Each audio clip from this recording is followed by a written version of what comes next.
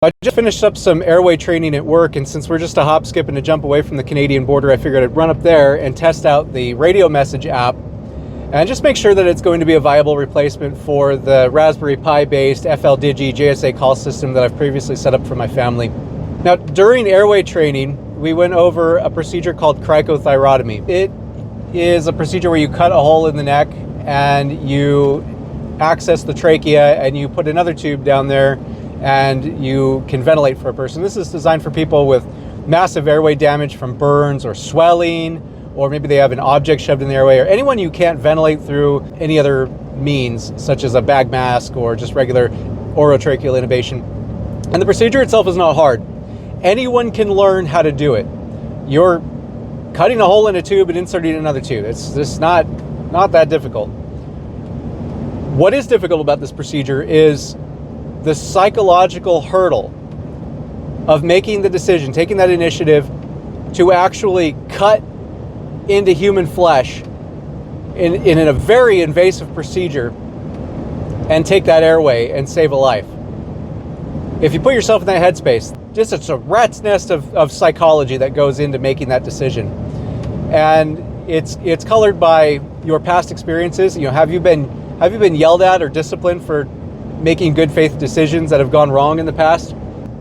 Have you seen these types of things go wrong before? Have you ever done one of these before, right? So it's a hard decision to make, but that initiative is critical, because if not you, then who? No one else is going to do this. If not now, then when? Later's too late. So I bring that up because I think that applies a little bit to setting up a communications plan for your family or your small team or your friends group. No one else is going to do this. You might be, in fact, you're likely to be the only person who has any interest at all in communications. So if not you, then who? No one, likely. And when are you going to do that? Are you going to wait until after an emergency to then begin making plans? Well, that's too late. So if not now, then when? Well, welcome to America. This spot right here at the Canadian border is roughly 60 miles or 100 kilometers roughly away from my home to the south. And I've just unplugged my Raspberry Pi from the radio, and I'll plug my cell phone with a USB-C cable right into the DigiRig, and it just works. That's part of the brilliant simplicity of RadioMsg. There's no messing around with sound cards or sound settings. It just works. Now, I'm going to start off with Thor 11, and we'll narrow it down if we have to, if we can't make a good connection. I'm also putting out about 30 watts. I have made this test work in the past with FSQ, and that's actually fairly wide. I think it's roughly 500 hertz wide. And so Thor mode should make it through, but we'll see. Conditions change all the time, and I do not have line of sight. So we're just relying on whatever factors that I can't measure. Soil moisture, I have no idea. Maybe some guy puts his hood up at the Walmart parking lot halfway to home and that changes propagation. I have absolutely no idea. It's all just a beautiful mystery to me, but let's make it work. Let's see if we can do this. Well, let's talk about the good and the ungood of that test. To start off with, the Welcome to America sign did not work out.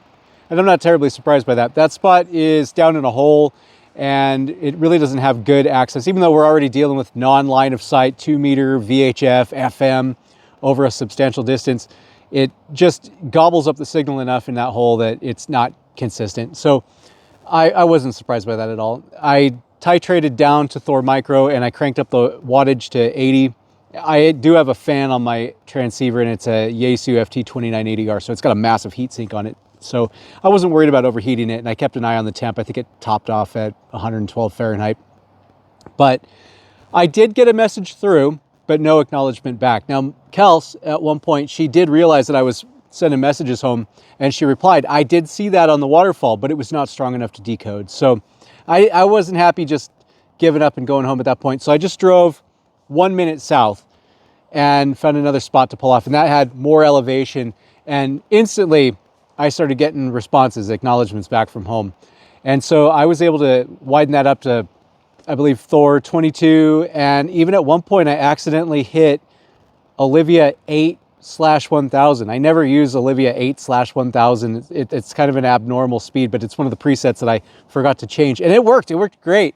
And I started hammering off the inquiries. There's an inquiry button, and it spits back, if you get a response, it shoots back a percentage. Now the signal it sends is SNR question mark, so that leads you to believe that it's a signal to noise ratio, but I don't think that's exactly how signal to noise ratios work. So in the manual, it doesn't really give a whole lot of explanation about this, so I think I'm going to email John and just ask him, like, how is that calculated? But even if I don't have great information about how that percentage is calculated, it's still a good measure.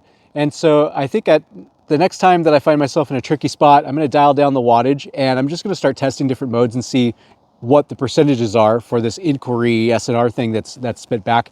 And I'm just really curious to see if I can compare how robust the various modes are. In my past testing, Thor was the absolute best. I didn't have great luck with Olivia, but you know, I'll give it another shot. Why not? Things change, conditions change, equipment changes, and you know what? I can change too. So I was very pleased with the performance of RadioMsg, and I'm going to continue pursuing this. I have encountered a couple issues here in preliminary testing so far. We did have one instance a few days ago where RadioMsg crashed on the tablet that I have set up at home here. Now that's no good. I need the system to stay up persistent at home.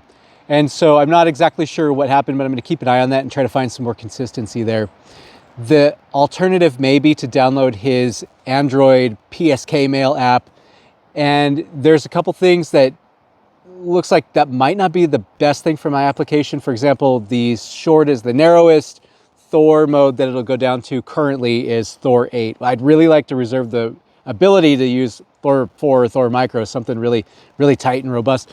But I did talk to John about it. He said, well, he could always just put those modes in there. So that may be an option. Just ask him if he's willing to input a feature request. He's already been very, very kind and patient with me, so I don't want to push it too far, but I do appreciate that the developer's willing to be responsive and adapt and make some changes based on people's needs for how the software works. But I'll never be ungrateful for free software. I'm truly grateful for the work developers put in their software, and especially when they're giving it to me for the low price of $0.00. I've also had the app crash a couple other times. One while I was transmitting a photograph. I don't know if maybe I bumped the cable or something then. I don't know if it was the fault of the software, but I did have a crash, and I just reopened it and I was able to send the photo just fine. So I don't know what was up with that. And then today, while I was screen recording and everything and kind of probably putting my phone through a heavy processor burden, it did lose the sound card. Well, that wasn't so bad because the troubleshooting process was as simple as I unplugged the cable and plugged it back in and hit send again, and it worked just fine. So it's not all sunshine and rainbows with RadioMsg. There are some hiccups that we've encountered so far, but overall I'm very pleased, and I'm looking forward to continuing my experimentation with this app.